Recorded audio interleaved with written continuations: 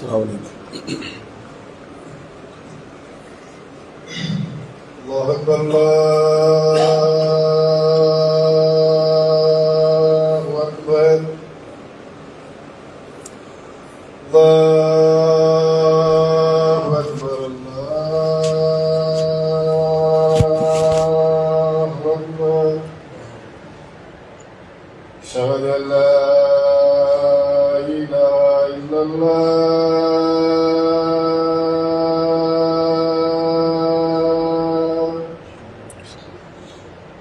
أشهد أن لا إله إلا الله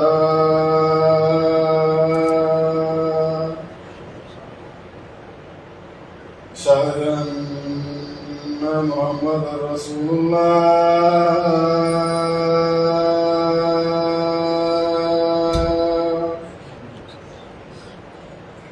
أشهد أن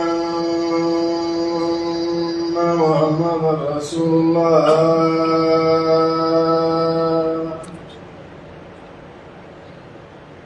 حي على الصلاة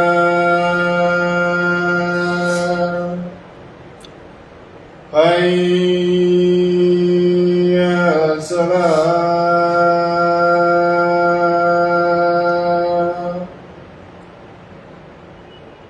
حي على الفلاح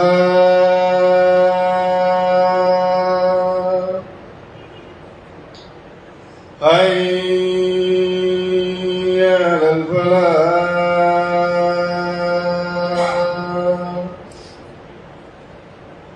الله أكبر الله أكبر لا إله إلا الله.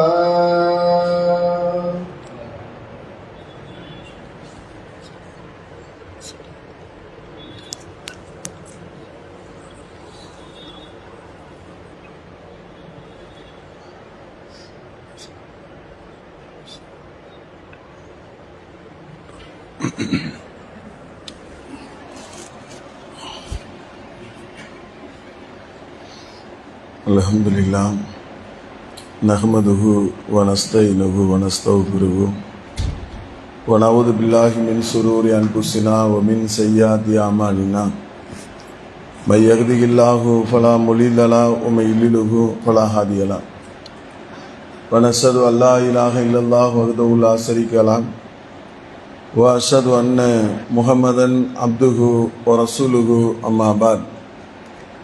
அகிலங்களை எல்லாம் படைத்து பராமரிக்கக்கூடியவனும் கண்ணியத்தின் அதிபதியும் புகழ் அனைத்திற்கும் சொந்தக்காரனாக இருக்கக்கூடிய எல்லாம் வல்ல அல்லாஹுவின் நல்லடியார்களே, அல்லாஹு ரப்புல் ஆலமீன் இந்த உலகத்திலே அல்லாஹு ரப்புல் ஆலமீன் நம்மை படைத்து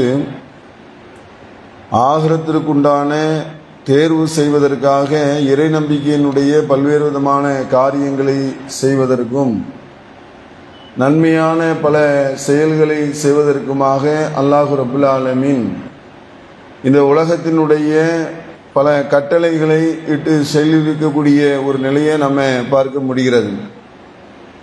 இந்த உலகத்தை பொறுத்த மட்டில் ஒரு காலகட்டத்தில் முடியக்கூடிய ஒரு நிலையாக அல்லாஹ் அமைத்திருக்கிறான். அப்படி முடியக்கூடியதை நாம் பார்க்கவில்லை என்று சொன்னாலும் மரணம் என்ற ஒன்று எல்லாருடைய மனிதர்களுடைய வாழ்வையும் முழுமையாக முடிக்கக்கூடிய ஒரு சூழ்நிலையை நம்ம பார்க்க முடிகிறது. ஆனால் அல்லாஹ் ரப்புல் ஆலமீன் சொல்லக்கூடிய ஒரு முக்கியமான ஒரு விஷயம் என்ன அப்படின்னு சொன்னால், வலல் ஆகிரத்து ஹைருல் லக மினல் ஊலா, இந்த உலக வாழ்க்கையை விட ஆகிரத்து வாழ்க்கை தான் சிறந்தது என்று அல்லாஹ் ரப்புல் ஆலமீன் சொல்கிறான். மறுமை வாழ்க்கை இருக்கிறது, சுவன வாழ்க்கை இருக்கிறது. சுவன வாழ்க்கை தான் சிறந்தது என்று சொல்லக்கூடிய ஒரு நிலையை பார்க்க முடிகிறது. அந்த சுவனத்திற்காக நாம் இந்த உலகத்தில் வாழும்போது பல்வேறு விதமான சிரமங்களை எடுத்தாலும் எப்படியும் நம்ம சொர்க்கத்திற்கு சென்று விட்டோம் என்று சொன்னால் அதற்கு பிறகு பிரச்சனையே கிடையாது. ஆனால் சொர்க்கத்திற்கு செல்லவில்லை என்று ஒரு சூழ்நிலை ஏற்பட்டால் மிகப்பெரிய பாதிப்பு, மிகப்பெரிய நஷ்டம் நமக்கு இருக்கிறது என்பதை நாம் விளங்கிக் கொள்ள வேண்டும். அல்லாஹ் ரப்பல் ஆலமீன் அதனால்தான் சொர்க்கத்தை பற்றி பல்வேறு விதமான வசனங்கள் மூலியமாக நமக்கு பல அறிவுரைகளை நமக்கு சொல்லுகிறான். சொர்க்கம் எப்படி இருக்கு தெரியுமா, எந்த நிலையில் இருக்கும் தெரியுமா, அதனுடைய இன்பங்கள் எப்படி இருக்கும் தெரியுமா அப்படின்னு சொல்லி நமக்கு பட்டியல் போட்டு ஒரு ஆர்வம் ஊட்டக்கூடிய விஷயத்தை நம்ம பார்க்க முடிகிறது. ஏன்னா மனிதர்களை பொறுத்த மட்டும் எதில் லாபம் இருக்குமோ, எதில் நன்மை இருக்குமோ அதை நோக்கி தான் அவருடைய உள்ளம் எதிர்பார்க்கும். அதுல ஒன்றும் தப்பும் கிடையாது. அதனால தான் அல்லாஹ் சொல்கிறான், நல்ல நன்மைகள்ல சிறந்த நன்மை என்ன தெரியுமா, அதுதான் சொர்க்கம். சொர்க்கத்திற்கு நீங்க விரையுங்கள் என்று சொல்லக்கூடிய ஒரு நிலையை பார்க்கிறோம். அல்லாஹ் 2வது அத்தியாயம் 25வது வசனத்தில் சொல்லும் போது, பஸ்ஸிரில்லதீன ஆமனு சாலிஹாத்தி அன்னலகும் ஜன்னாத்தின் தஜ்ரி மின் தஹ்தியல் அன்ஹார், நம்பிக்கை கொண்டு நற்செயல்கள் புரிபவர்களுக்கு நதிகள் ஓடும் சொர்க்க சோலைகள் இருக்கின்றன அப்படின்னு அல்லாஹ் சொல்லுகிறாங்க. அதாவது யாரு நம்பிக்கை கொண்டு நல்லறங்கள் புரியக்கூடிய ஒரு நிலையில் இந்த உலகத்தில் தன்னுடைய வாழ்க்கையை அமைத்துக் கொள்கிறார்களோ அவர்களுக்கு நதிகள் ஓடக்கூடிய சொர்க்க சோலையிலே இருப்பார்கள், அதிலே நிரந்தரமாக இருப்பார்கள் என்று அல்லாஹ் சொல்லக்கூடிய விஷயத்தை பார்க்கிறோம். அதே மாதிரி 47வது அத்தியாயம் 15வது வசனத்தில் அல்லாஹ் சொல்லும் போது, இறையச்சம் உடையவர்களுக்கு வாக்களிக்கப்பட்ட சொர்க்கத்தின் தன்மையானது அதிலே மாசுபடாத நீரையும் ஆறுகளையும் சுவையும் கெட்டு போகாத பாலாறுகளையும் அருந்துவோருக்கு சுவை விட்டும் மது ஆறுகளையும் தேனாறுகளையும் அங்கே அவர்களுக்கு பழங்களும் அவர்களுக்கு அவங்களுடைய இறைவனிடமிருந்து கொடுக்கப்படும், இறைவனுடைய மன்னிப்பும் இருக்கிறது என்று அல்லாஹ் ரப்பல் ஆலமீன் சொல்லக்கூடிய ஒரு செய்தியை பார்க்கிறோம். அப்போ இப்படி கொடுக்கப்பட்டவர்கள் கொதிநீர் புகட்டப்பட்டு நரகத்தில் கிடப்பவர்கள் மாதிரி ஆகுவார்களா, 2 பேரும் சமமாவார்களா என்றும் அல்லாஹ் கேட்கிறாங்க. ஒரு சாரார் நரகத்தில் கிடக்கிறாங்க, கொதி நீரோட இருக்கக்கூடிய ஒரு நிலையும், ஒரு சாரார் சொர்க்கத்தில் இருக்கிறாங்க, தேனாறு மதுவாறு பாலாறு நாற்றமடிக்காத தூய்மையான ஆறு என்று சொர்க்கத்திலே அல்லாஹ் ரப்பல் ஆலமீன் தரக்கூடிய ஒரு அற்புதமான ஒரு இடம் இருக்கிறது என்ற ஒரு விஷயத்தை நம்ம பார்க்கிறோம். அப்ப இந்த உலகத்தை பொறுத்த வரைக்கும் நமக்கு நிரந்தரம் கிடையாது. நீங்க எதுவாக இருந்தாலும் சரி, எதை எடுத்துக்கிட்டாலும் நிரந்தரம் என்று நம்ம எதையுமே சொல்லவே முடியாது. நம்முடைய உடல் நிரந்தரம் இல்லை, நம்முடைய உடைமைகள் நிரந்தரம் இல்லை, நம்முடைய வாழ்க்கை நிரந்தரம் இல்லை, நம்முடைய குடும்பத்தார் நிரந்தரம் இல்லை, நம்முடைய பிள்ளைகள் நிரந்தரம் இல்லை, நம்முடைய சொந்த பந்தங்கள் நிரந்தரம் இல்லை. எதுவுமே இந்த உலகத்தில் நிரந்தரமே கிடையாது. நமக்கு கண்ணு முன்னாடி தெரிகிறது எதுவுமே இல்லை, நிரந்தரமானது என்பது இல்லை என்பதை பார்க்கிறதுனால தான் அல்லாஹ் ரப்பல் ஆலமீன் மறுமையில நிரந்தரமான சொர்க்கத்திற்கு அல்லாஹ் அழைக்கிறான் என்கின்ற விஷயத்தை பார்க்கிறோம். அல்லாஹ் இன்னொரு வசனத்தை சொல்லும்போது, வானங்கள் மற்றும் பூமியின் பரப்பளவு கொண்ட சொர்க்கத்திற்கு விரையுங்கள். அதாவது வானம் மற்றும் பூமியினுடைய பரப்பளவு, அது மாதிரி அந்த மாதிரியான இருக்கக்கூடிய சொர்க்கத்திற்கு நீங்கள் விரையுங்கள் என்று அல்லாஹ், அது இறையச்சமுடையவருக்காகவே தயாரிக்கப்பட்டிருக்கிறது அப்படிங்கிறான். யார் இறையச்சத்தோடு வாழ்கிறார்களோ அவர்களுக்கு தான் அந்த வானம் பூமியினுடைய பரப்பளவு கொண்ட சொர்க்கத்திற்கு விரையக்கூடிய ஒரு தன்மையும் அதனுடைய நன்மையும் கிடைக்கக்கூடிய ஒரு வாய்ப்பு இருக்கிறது என்பதை நாம் பார்க்க முடிகிறது. நபிகள் நாயகம் ஸல்லல்லாஹு அலைஹி வஸல்லம் அவர்கள் சொன்னார்கள், சொர்க்கத்திலே ஒரு சாட்டை வைக்கக்கூடிய அளவுக்கு ஒரு இடம் கிடைக்குமே. ஆனால் ஒரு சாட்டை சின்ன ஒரு வில்லு அம்பு வைக்கக்கூடிய அளவுக்கு அப்படின்னு சொல்றாங்க. ஒரு வில்லினுடைய அம்பு இருக்கு இல்லையா, அதனுடைய அளவுக்கு வைக்கணும்னா ஒரு முழம் அந்த மாதிரியான அளவுக்கு ஒரு இடம் கிடைக்குமே. ஆனால் நீங்கள் பார்க்கக்கூடிய இந்த வானம் பூமியை விட சிறந்ததாக இருக்கும் அப்படிங்கிறாங்க. நீங்க எப்ப பார்த்துக்கிட்டு இருக்கிறீங்க, வானம் எவ்வளவு பிரம்மாண்டமா இருக்குது, ஏராளமான நட்சத்திரங்கள் இருக்கிறது, இதெல்லாம் சேர்ந்தான வானம். இந்த உலகத்தில் உள்ள எல்லா விஷயத்தையும் பார்த்தீங்கன்னா ஏராளமான நட்சத்திரங்கள் இருக்கிறது, பூமி, சூரியன், சந்திரன் இப்படின்னு ஏராளமான, இதுதான் பயங்கரமான இந்த உலகத்தில் பறந்து விரிந்து கிடக்கிறது இல்லையா. அப்போ அது என்ன பால்வெளிங்கிறான். பால்வெளின்னா அது ஒரு போட்டோலாம் சில இணையங்களில் காட்டுறான். பார்த்தா ஏராளமான நட்சத்திரங்கள் ஏராளமான இடங்கள்ல அப்படியே சுழண்டு வரக்கூடிய விஷயத்தை பார்க்கிறோம்.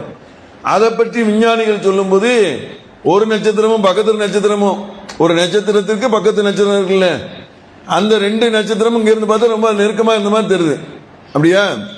ஆனா உண்மையில் அப்படியே நெருக்கமா அப்படின்னு சொன்னா ஒரு நட்சத்திரத்திலிருந்து இன்னொரு நட்சத்திரத்துக்கு போறதுக்கு பல ஆயிரக்கணக்கான கோடிக்கணக்கான ஆண்டுகள் ஒரு நட்சத்திரத்திலிருந்து இன்னொரு நட்சத்திரத்துக்கு செல்ல வேண்டிய நிலை இருக்கும். எந்த வேகத்தில் சொன்னா 40 கிலோமீட்டர், 50 கிலோமீட்டர், 100 கிலோமீட்டர், 200 கிலோமீட்டர் இல்ல, ஒளி வேகத்தில் பயணம் செய்தால், ஒளி வேகத்தில் பயணம் செய்தால் ஒரு நட்சத்திரத்திலிருந்து இன்னொரு நட்சத்திரம் செல்வதற்கு அவ்வளவு வருடங்கள் பிடிக்கும், அவ்வளவு ஆண்டுகள் கிட்ட எடுக்கும். அவ்வளவு தூரத்துல தான் அது இருக்கிறது. அப்ப அது எல்லாத்தையும் சேர்த்ததுதான் இந்த உலகம், பால்வெளி உலகம் என்று சொல்லக்கூடியதை பார்க்கும்போது அங்கே ஒரு இடம் கிடைச்சுன்னு வைங்க, ஒரே ஒரு சென்ட் இடம் கிடைச்சுன்னா அது போதும் அவன் வாழ்நாள் முழுவதும். ஒரு சென்ட் இடம் அங்கே கிடைச்சிச்சுன்னு சொன்னா அவ்வளவு, அதுக்கப்புறம் ஒண்ணுமே இல்லையே, ஒரு பிரச்சனையும் இல்லை, ஒண்ணுமே கிடையாது என்கின்ற விஷயத்தை பார்க்கிறோம். இது ரொம்ப அற்புதமாக நபிகள் நாயகம் ஸல்லல்லாஹு அலைஹி வஸல்லம் அவர்கள் சுவனத்தில் ஒரு இடம் வாங்குவதற்கு நீங்கள் முயற்சி செய்யுங்கள் அப்படிங்கிற விஷயத்தை நமக்கு சொல்லி தந்திருக்கக்கூடிய காரியத்தை பார்க்கிறோம். அதே மாதிரி அல்லாஹ் ரப்பல் ஆலமீன் 7வது அத்தியாயம் 43வது வசனத்தில் அலைஞ்சுறான், அவர்களின் உள்ளங்களில் உள்ள குரோதங்களை அகற்றி விடுவோம், அவர்களுக்கு கீழே ஆறுகள் ஓடும் அப்படின்னு அல்லாஹ் சொல்கிறான். உள்ளங்களில குரோதமே இருக்காதான், சந்தோஷமாக மகிழ்ச்சியாக வாழக்கூடிய வாழ்க்கை எங்க இருக்குதான்? சொர்க்கத்துல. இங்க அண்ணனுக்கும் தம்பிக்கும், மாமனுக்கும் மச்சானுக்கும், பக்கத்து வீட்டுக்காரனுக்கும் இந்த வீட்டுக்காரனுக்கும் இப்படின்னு ஏராளமான சண்டைகள், கடைகளில் போனீங்கன்னா அங்க ஒரே பிரச்சனை. உலக நாடுகளே சண்டை போட்டு தானே கிடைக்குது. உலக நாடுகளே பாத்தீங்கன்னா ஒரே பாண்டி, அதுல ஏராளமான மரணங்கள், ஏராளமான ஃபைட்டு, ஏராளமான மனச்சங்கடங்கள் நிறைய நடக்க இல்லையா. சொர்க்கத்துல என்னன்னு சொன்னா உள்ளத்தில் உள்ள குரோதங்களை அகற்றி விடுவோம். குரோதமே இருக்காது. என்ன எல்லாம் குழந்தை பிள்ளைங்களுக்கு அப்படி இருக்காது இல்ல, பிறந்த குழந்தை அது கூட கொஞ்சம் கொஞ்சம் இருக்கும். பெரும்பாலும் வளர வளரதான் அது மாறும். பிறந்த குழந்தையா இருக்கிறவங்க என்ன செய்வாங்க, அவ்வளவு பெரிய குரோதங்கள்லாம் இருக்காது. அதாவது குழந்தை மனசாவே இருந்துட்டு போயிருக்கலாம் போல தெரியுது. தேவையில்லாம ஏராளமான விஷயங்கள் நம்மளுடைய உள்ளத்துல ஏற்றி அது மிகப்பெரிய அளவுல பாரதூரமா மாறுதா இல்லையா. அப்ப உள்ளங்கள் குரோதமே இல்லாத ஒரு இடம் என்று சொன்னால் அது சொர்க்கத்தினுடைய இடம்தான். அங்கே சந்தோஷமான மகிழ்ச்சியான வாழ்க்கை அவர்களுக்கு கொடுக்கப்படும் என்ற ஒரு விஷயத்தை அல்லாஹ் ரப்பல் ஆலமீன் சொல்லுகிறான். அப்போ அது ரொம்ப பாக்கியம் இல்லையா. ஏன்னா உள்ளத்துல செல்வம் உடையவர் தான் செல்வன்ட்டாங்க ரசூல்லா. ரசூல்லா சொல்லும் போது என்ன சொன்னாங்கன்னா, செல்வந்தர் கிடையாது, யார் தனக்கு போதும் என்ற மனமுடையவராக இருக்கிறாரோ அவர்தான் உண்மையில் செல்வந்தர் ஆவார் அப்படின்னாங்க. அப்ப மனசுதான் அதுக்கு செல்வந்தருங்கிற ஒரு நிலைக்கு வருது இல்லையா. வீரன் கிடையாது, யார் கோபத்தின் போது தன்னை கட்டுப்படுத்திக் கொள்கிறாரோ அதுவும் உள்ளம் சம்பந்தப்பட்ட விஷயம்தான். அது யார் கட்டுப்படுத்தி கொள்கிறாரோ அவர்தான் உண்மையில் வீரன் ஆவான் அப்படின்னு நபிகள் நாயகம் ஸல்லல்லாஹு அலைஹி வஸல்லம் அவங்க அதுவும் உள்ளம் சம்பந்தமான விஷயத்தை தான் சொல்றாங்க. அப்ப உள்ளத்து ரீதியாகவே செல்வந்தராக இருக்கக்கூடிய ஒரு பாக்கியம், ஒரு மிகப்பெரிய உறுதி மறுமையிலே சுவனத்திலே கிடைக்கக்கூடிய ஒரு விஷயம் இருக்கிறது அப்படிங்கிற ஒரு நிலையை பார்க்கிறோம். அதே மாதிரி அல்லாஹ் ரப்பல் ஆலமீன் 75வது அத்தியாயம் 22வது வசனத்தில் சொல்றான், உஜூஹு யௌமைதின் நாலிராம் இலா ரப்பிகா நாலிராம், அந்நாளில் சில முகங்கள் ஒளி வீசும், தனது இறைவனை அது பார்த்து கொண்டிருக்கும். மறுமையில அல்லாஹ் ரப்பல் ஆலமீன் முகத்தையே ஒளி வீசுற மாதிரி வச்சிருப்பானாம். அது ஒரு பெரிய பாக்கியம் தானே. யோசிச்சு பாருங்க, இந்த உலகத்திலேயும் அதே மாதிரி உண்டு. சில நேரங்களில் பார்த்தீங்கன்னா நல்ல இயற்கையான காட்சிகளை ஒருத்தர் பார்க்குறான்னு வைங்களேன், காட்சி பார்த்துட்டு ஒரு போட்டோ எடுத்து அனுப்புவார். அவர் முகத்திலேயும் அந்த இயற்கையான ஒரு தன்மை அவர் தெரியும். அந்த முகத்தில் பார்த்தீங்கன்னு சொன்னா ஊட்டி, கொடைக்கானல் இது மாதிரி ஏதாச்சும் ஒரு இயற்கையான இடங்களை பார்த்தீங்கன்னா ஒரு சந்தோஷம், மகிழ்ச்சி அந்த போட்டோவை பார்க்கும்போது நமக்கு தெரியும். அதே நேரத்தில் ஒரு நோய்வாய்ப்பட்டவங்களை போய் நலம் விசாரிக்க போறாங்கன்னு வைங்க, அவர் நோய்பட்டவர் ஏத்தால இருப்பாரு, இவர் பக்கத்தில் இவங்க போய் நோயை விசாரிக்கிறது அந்த போட்டோவை எடுத்து காமிச்சாங்கன்னு வைங்க, இவருக்குடைய மனநிலையும் இவருடைய முகமும் அப்படியே மாறி இருக்கும். ஒரு முகத்து வீட்டில் ஒரு இழப்பு இடத்துல பாத்தீங்கன்னா அப்படியே முகங்கள்லாம் அப்படியே மாறி இருக்கும். அப்ப மனிதனுடைய முகங்கள் வந்து நன்மை ஏற்படும் போது பிரகாசமாகவும் சோகம் ஏற்படும் போது துக்கமாகவும் இருக்கிறது யதார்த்தமான ஒரு விஷயம் அந்த உலகத்துல. அப்படி நடக்கா இல்லையா? அதே வந்து இருந்தா கூட மறுமை நாள்ல என்னன்னா அல்லாஹுவை பார்க்கும்போது முகத்துல பிரகாசமான ஒளி இருக்குமா, அப்படியே சந்தோஷத்துல அவங்க இருப்பாங்க. அவர்கள் தங்களது இறைவனை பார்த்து கொண்டிருப்பார்கள். அந்த மகிழ்ச்சி எப்படிப்பட்ட மகிழ்ச்சி என்று ரசூலுல்லாஹ் சொல்லும்போது சொல்றாங்க, அதாவது சொர்க்கத்திற்கு என்று நன்மாரையும் கூறப்பட்டிருக்குமா, நீங்க சொர்க்கத்துக்கு செல்லுங்கள் அப்படின்னு நன்மாரையும் கூறப்பட்டிருக்குமா. அப்படி நன்மாரையும் கூறப்பட்டிருக்கக்கூடிய நேரத்தில் அப்போ அந்த இறையடியாரெல்லாம் அப்படி இறைவனை பார்த்துக்கிட்டு அப்படியே நின்றுகிட்டே இருப்பாங்களாம். என்ன நீங்க சொர்க்கத்துக்கு தான் நன்மாரம் கூறப்பட்டாச்சுல்ல, செல்லுங்க போங்க அப்படின்னு சொல்லப்படுமா. அப்படின்னு சொல்லுவாங்களா, இல்லை எங்க இறைவனை பார்த்து கொண்டே இருக்கணும்னு எங்களுக்கு ஆசையா இருக்குது. அப்ப பாருங்க, இறைவனை பார்த்து கொண்டிருக்கிறதே ஒரு சொர்க்கத்தினுடைய இன்பத்தை விட பெரிய இன்பம் மாதிரியான ஒரு நிலை. அது சாதாரண விஷயம் கிடையாது. அப்படித்தானே? உண்மை. நம்ம குழந்தைகளை நம்ம கொஞ்சம் வைங்களேன், அந்த குழந்தைகளை பார்த்துக்கிட்டே இருந்தால் நமக்கு ஏராளமான கஷ்டங்கள், துக்கங்கள், பிரச்சனைகள், ஏராளமான வேதனைகள்லாம் ஒரு நிமிஷத்துல அப்படியே பறந்து போயிடும், பஞ்சா பறந்து போயிடும். ஏன்? அது ஒரு குழந்தை, ஒரு முகத்தை தானே பார்க்கிறோம். அப்போ இந்த உலகத்திலேயே சில விஷயங்களை பார்க்கும்போது சந்தோஷம் மேலுதா இல்லையா? படைத்த இறைவன் எப்படி இருப்பான்? அல்லாஹு ஜமியுன், அவன் வந்து அழகானவன், அவன் வந்து அழகையே விரும்புகிறான். அல்லாஹ் தான் உலகத்திலே மிகப்பெரிய அழகானவன். அப்ப அல்லாஹ் பார்த்து கொண்டிருக்கக்கூடிய அந்த சந்தோஷத்துல மகிழ்ச்சியில அவருடைய அவங்களுடைய முகம் எல்லாம் பிரகாசமாக இருக்கும். அதை விட்டு நவளவே மாட்டாங்க. உடனே அல்லாஹ் கட்டளை இடுவானா, எனது அடியார்களுக்காக சொர்க்கத்தை இங்க அழைச்சிட்டு வாங்க, இங்க கொண்டு வாங்க, வந்து கூட்டுவாங்கன்னு சொல்லுவாங்களே சில பேரை. மாப்பிள்ளை அப்படின்னு சில பேருக்கு என்ன ஸ்பெஷல் காரு கொடுத்து அனுப்பி விட்டு ஏத்திட்டு வாங்கன்னு சொல்லுவாங்கல்ல, அந்த மாதிரி எல்லாம் என்ன செய்வானா, சொர்க்கத்திற்கு எனது அடியார்களுக்காக சொர்க்கத்தை இங்க கொண்டு வாங்க, இங்க வந்து ஏத்திட்டு போங்க, கூட்டு போங்க அப்படின்னு அல்லாஹ் சொல்லக்கூடியதாக நபிகள் நாயகம் ஸல்லல்லாஹு அலைஹி வஸல்லம் அவங்க சொல்லக்கூடிய நிலையை நம்ம பார்க்கிறோம். அதே மாதிரி பாத்தீங்கன்னு சொன்னா, இந்த உலகத்தில் பொறுத்த மட்டும் நமக்கு ஒரு மரணம் என்ற ஒரு இறுதி முடிவு இருக்கிறது எல்லா மனிதர்களுக்கும். அது யாருக்கும் இல்லாத மனிதனே கிடையாது. அப்படிதானே? அது பணக்காரனாக இருந்தாலும் சரி, மிகப்பெரிய ஆட்சியாளராக இருந்தாலும் சரி, உடல் வலு நிறைந்த நிலையில் உள்ளவனாக இருந்தாலும் சரி, அப்படிதானே? நல்ல எக்ஸசைஸ் பண்ணி உடம்ப ஸ்ட்ராங் பண்ணி வச்சிருக்கிறான் அவனா இருந்தாலும் சரி, ஆரோக்கியமா இருக்கிறான் அவனா இருந்தாலும் சரி, உலகத்திலேயே பெரிய கோடீஸ்வரனா இருக்கிறான் அவனா இருந்தாலும் சரி, இந்த உலகத்துல பார்க்கும்போது எவ்வளவு பெரிய நிலையில் இருப்பாங்களா இருந்தாலும் மரணம் வந்து அட்டாக் பண்ணிடுது. அப்படிதான் இந்த நம்ம காலங்காலமா பார்த்துட்டே வரோம். இல்ல ஒரு 2000 வருஷமா ஒருத்தர் வாழ்ந்துகிட்டே இருக்காரு, 10,000 வருஷமா வாழ்ந்துகிட்டே இருக்காரு, ஒருத்தரை காட்ட முடியல, ஒரே ஒருத்தரை காட்ட முடியல தானே. அதுதான் எல்லாம் சொல்லுகிறாங்க, ஹுல்லு நஃப்ஸின் தாலிகத்துல் மௌத், எல்லா ஆத்மாவையும் மரணம் சுவைத்து விடும். எல்லா ஆத்மாவையும் மரணம் இணைஞ்சிரும், அது சுவைச்சிடும். மரணமே இல்லாத இடம் எதுன்னா அதான் சொர்க்கம். சொர்க்கத்தில் வந்து என்ன இருக்காதான், மரணமே ஏற்பாடு. இன்று அவங்களுக்கு மரணம் இல்லை அப்படின்னு சொல்லி, மரணம் இல்லாத மட்டும் இல்லை, நபிகள் நாயகம் ஸல்லல்லாஹு அலைஹி சொன்னாங்க, ஓ நரகவாசிகளே இதோ பாருங்கள் இது என்னன்னு கேட்கப்படுமா, ஓ சொர்க்கவாசிகளே இதோ என்ன அப்படின்னு கேட்கப்படுமா. அப்ப அவங்க சொல்லுவாங்களா, ஆமா இது வந்து ஒரு ஆட்டு வடிவத்தில் எல்லாம் என்ன செஞ்சிருப்பாங்க, கொண்டு வந்த உடனே இதுதான் மரணம், இதுதான் நரகவாசிகள் சொல்லுவாங்க, சொர்க்கவாசிகளும் தெரியும் இதுதான் மரணம். அப்போ அந்த மரணத்திற்கு இன்று மரணத்தை கொடுத்து விடுகிறோம் சொல்லி அன்னைக்கு என்ன செய்வாங்க, 2 பேரையும் சாட்சியாக வச்சு, சொர்க்கவாசிகளையும் நரகவாசிகளையும் சாட்சியாக வச்சு, மரணத்திற்கு இன்று மரணம் கொடுக்கப்பட்டு விட்டது. அப்படின்னா என்ன அர்த்தம் சொன்னா, அதுக்கப்புறம் மரணம் என்பது இல்லை, சொர்க்கவாசிகளே நிரந்தரம், நரகவாசிகளே நிரந்தரம் என்று சொல்லப்படும் என்கின்ற விஷயத்தை பார்க்கிறோம். அப்ப அந்த மாதிரியான ஒரு சொர்க்கத்துல தான் சொர்க்கத்திற்கு போகணும். அதற்கான முயற்சிகள் செய்வதற்கு தான் இந்த உலகமே படைக்கப்பட்டிருக்கிறது. என்ன அப்படின்னு சொன்னா, நம்ம இறை நம்பிக்கையாளர்கள் சொர்க்கத்திற்கான முயற்சிகளை செய்ய வேண்டும். அந்த சொர்க்கத்தில் பல படித்தரங்கள் இருக்குங்கிறாங்க நபிகள் நாயகம் ஸல்லல்லாஹு அலைஹி வஸல்லம் சொல்றாங்க, பல படித்தரங்கள் இருக்கிறது. அதுல ஜன்னத்துல் ஃபிர்தௌஸ் என்று சொல்லக்கூடிய அந்த சொர்க்கம் தான் இருக்கிறதுலேயே உயர்வான சொர்க்கம் அப்படின்னு சொல்லி சொர்க்கத்துல பல படித்தரம் இருக்கிறது.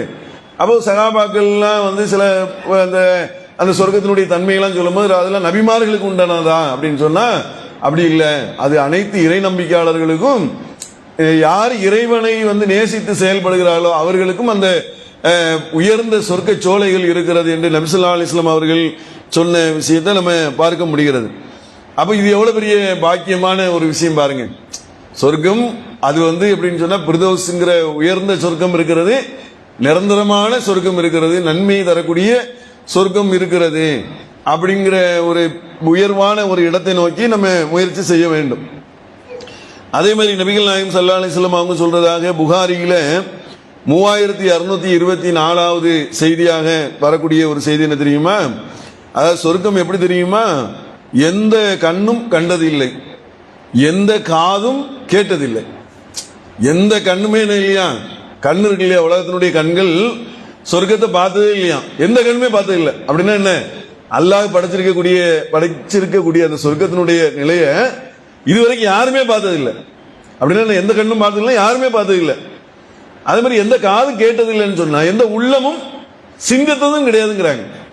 அப்ப உள்ளம் சிந்திக்கிறதுனா பாருங்க, உள்ளம் தான் உலகத்திலேயே மிக வலுவானது. ஒரு அதாவது சொல்லல, ஒரு குண்டு தூக்கி வீசினா ஒளியை விட 10 மடங்கு வேகத்தில் 10 நிமிஷத்துல டெல்லியில இருந்து இங்க வந்துருமா. ஒரு ஒளி 10 நிமிஷத்துல டெல்லியில இருந்து இங்க வரைக்கும் வருதுன்னு சொன்னா ஒளியை விட 10 மடங்கு வேகத்துல அந்த இது போய் விழுதான். ஈரான் போய் போடுறான்ல, ஈரான் போடுறது ஒரு அவ்வளவு ஸ்பீடா போகுது. அப்படி கண்டுபிடிச்சு வச்சிருக்கான்னு வைங்களேன். அதை விட வேகமா போறது நம்முடைய உள்ளம். ஒரு நிமிஷத்துல நீங்க அமெரிக்கா நினைச்சா அமெரிக்கா போயிரும், ஜப்பான் நினைச்சா ஜப்பானுக்கு போயிரும். வான சூரியன் நினைச்ச சூரியன்ல அப்படி ஒரு சுத்தி பார்த்துட்டு வருவோம் அப்படின்னு நினைச்சா அப்படி நம்மளுடைய உள்ள அப்படி போய் இணைஞ்சிரும், சுத்தி பார்த்துட்டு வந்துடும். ஒரு பில்டிங்கை கட்டணும்னு நினைச்சா உடனே கட்டி உங்களுக்கு அப்படியே எடுத்து அவுட்புட் காமிச்சிடும், நம்ம உள்ளத்திலே காமிச்சிடும், உள்ளத்திலே இணைஞ்சிரும். ஒரு நிமிஷம்லாம் கிடையாது, நினைச்ச உடனே இணைஞ்சிரும். நம்முடைய உள்ளம் குற்றாலத்துக்கு நினைச்ச உடனே குற்றாலத்துக்கு போயிடும். அவ்வளவு வேகமாக இருக்கக்கூடிய இதுதான் உள்ளம். அந்த உள்ளத்தினால ஏராளமான ஸ்ட்ரக்சர்லாம் போட முடியும், பில்டிங் எல்லாம் கட்ட முடியும். முதல்ல பில்டிங்கை உள்ளத்துல கட்டின பிறகு அவன் இணைஞ்சுவான், அதுக்கப்புறம் தான் வெளியில வரைவான். டிராயிங் வரைவனா முதல்ல உள்ளத்துல வரைஞ்சிருவான், அப்புறம் தான் வெளியில வரைவான். அப்போ அவ்வளவு உள்ளத்திற்கு அவ்வளவு வலுவான தன்மை இருக்கிறது. அந்த உள்ளத்தாலேயே சொர்க்கத்தை கட்டமைக்க முடியாதான், சிந்திக்க முடியாது. இப்படி இருக்குமா, அப்படி இருக்குமா, இப்படி இருக்குமா, இப்படி இருக்குமான்னு சொல்லவே முடியாதான். அப்ப உள்ளத்தாலும் சிந்திக்க முடியாது, கண்களாலும் பார்க்க முடியாது, காதுகளாலும் எந்த காதும் கேட்டதே கிடையாது. அப்ப எவ்வளவு சொர்க்கத்தை பற்றி வர்ணிச்சாலும் அது என்ன, ஒண்ணுமே பிஸ்கோத்து கூட கிடையாது, ஒண்ணுமே கிடையாது. அது அதை விட பயங்கரமான நிலையில அல்லாஹ் ரப்பல் ஆலமீன், பயங்கரமா ரொம்ப அற்புதமான நிலையில அல்லாஹ் ரப்பல் ஆலமீன் படைத்து வைத்திருக்கிறான் அப்படிங்கிற விஷயத்தை நாம பார்க்க முடிகிறது. அப்படிப்பட்ட சொர்க்கத்திற்கு விரையுங்கள் அப்படின்னு அல்லாஹ் சொல்கிறாங்க. இந்த உலகத்தினுடைய இன்பங்கள்ல பெண்கள், ஆண் மக்கள், திரட்டப்பட்ட தங்கம், வெள்ளியின் குவியல்கள், அழகிய குதிரைகள், கால்நடைகள் மற்றும் மன விருப்பத்தை ஏற்படுத்த பொருட்களை நேசிப்பது மனிதனுக்கு கவர்ச்சியாக ஆக்கப்பட்டுள்ளது. இதைவிட சிறந்ததை நான் உங்களுக்கு சொல்லட்டுமா? அதுதான் சொர்க்கம் அப்படின்னு அல்லாஹ் சொல்றான். சிறந்தது என்ன? சொர்க்க சோலை தான் அப்படின்னு அல்லாஹ் சொல்லக்கூடிய அந்த சொர்க்க சோலைக்காக நம்முடைய வாழ்க்கையை அமைக்கக்கூடியவர்களாக இருக்கணும். அதற்காக நம்முடைய போட்டி போடணும், அதற்கான முயற்சிகளை செய்யக்கூடியவர்களாக இருக்கணும். அதை பற்றிய சிந்தனைகளை நம்முடைய உள்ளங்களில் அதிகமாக ஏற்றுக்கொள்ளக்கூடியவர்களாக இருக்க வேண்டும் என்று கூறி முதல் அமர்வை நிறைவு செய்கிறேன். அல்ஹம்துலில்லாஹ்.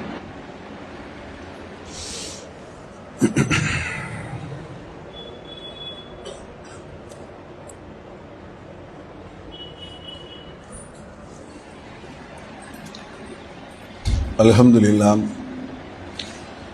எல்லாம் வல்ல அல்லாஹுவின் நல்லடியார்களே, ரமலான் மாதத்தில் நம்ம நோன்பு வைத்து நன்மையான காரியங்களை அடைய வேண்டும் என்ற ஒரு நல்ல நோக்கத்தில் தான் நம்முடைய நோன்புகள் வைக்கப்படுகிறது. நபிகள் நாயகம் ஸல்லல்லாஹு அலைஹி வஸல்லம் அவர்கள் சொன்னார்கள், அல்லாஹ் ஒவ்வொன்றுக்கும் 1 முதல் 700 மடங்கு வரைக்கும் அல்லாஹ் என்ன செய்கிறான், நன்மையை பதிவு செய்கிறான். இந்த நோன்புக்கு அவனே கணக்கின்றி கூலியை வழங்குகிறான் என்று சொல்லக்கூடிய அளவுக்கு இந்த நோன்பு அவ்வளவு நன்மை தரக்கூடிய ஒரு காரியமாக அல்லாஹ் அமைத்திருக்கிறான். அதனால தான் நம்ம நோன்பு வைக்கிறோம். இந்த நோன்பு வைத்தாலும் நம்மளை அறியாம சின்ன சின்ன தவறுகள்லாம் நம்மகிட்ட வந்துடும். ஏன்னா நம்ம எல்லா நேரத்திலையும் மனிதர்கள் ஒரே மாதிரியா இருக்க முடியாது. சூழ்நிலைகள், விஷயங்கள்லாம் பார்க்கும்போது சின்ன சின்ன தவறுகள், ஒரு கேலி கிண்டல், தேவையில்லாத பேச்சுக்கள், தேவையில்லாத செயல்கள் இப்படி வந்துடும் இல்லையா?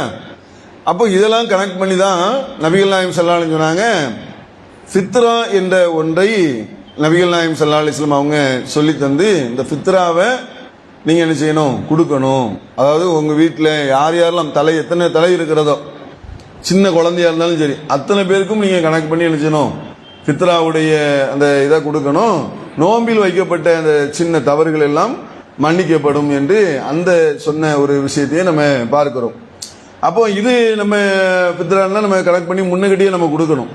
சில பேர் என்ன செய்வாங்க, நாளைக்கு அவங்க விநியோகம் பண்றாங்கன்னு வைங்க, இன்னைக்கு வந்துக்கிட்டு வச்சுக்காங்கன்னா அவங்க எங்க போய் ஜாமான் வாங்க முடியும்? ஃபித்ரான்னா நம்ம அப்படித்தான் கொடுக்க வேண்டி இருக்குது.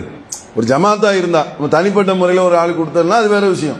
நம்ம ஜமாத்துல கொடுக்குறோம், அவங்க வசூல் பண்ணி அவங்க எல்லாம் கலெக்ட் பண்ணி, நம்ம பித்ரான்னா இப்போ 2.5 கிலோ அரிசின்னு வைங்க ஒரு பேச்சுக்கு, அப்போ அந்த 2.5 கிலோ அரிசியை கொண்டு கொடுக்கறது இல்லை, அப்படிதானே?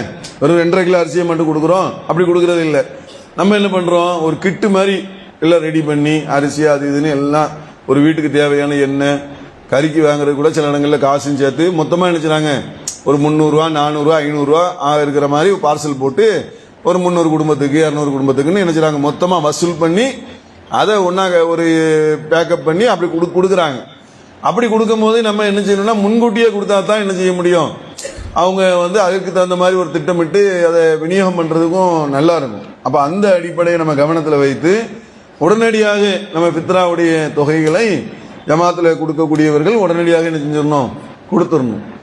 அடுத்து சில பேர் என்ன செய்வாங்கன்னா, நான் ரொம்ப கம்மி அரிசியில தானே சாப்பிட்றேன், 40 ரூபா அரிசியில தானே சாப்பிட்றேன், 40 ரூபான்னா 100 ரூபா தானே ஆச்சு, ஒரு பேச்சுக்கு 100 ரூபா தானே ஆச்சு, அப்போ 150 ரூபான்னு சொல்றாங்களே 160 ரூபான்னு சொல்றாங்களே அப்படின்னு சொன்னா, நம்ம என்ன சாப்பிட்றோமோ அதுக்கு தகுந்ததை கொடுத்தா நம்மளுடைய கடமை முடிஞ்சு போச்சு. நம்முடைய விருப்பம் நம்முடைய நிலை அப்படி இருந்துச்சுன்னா அதை கொடுத்தாலே போதுமானது.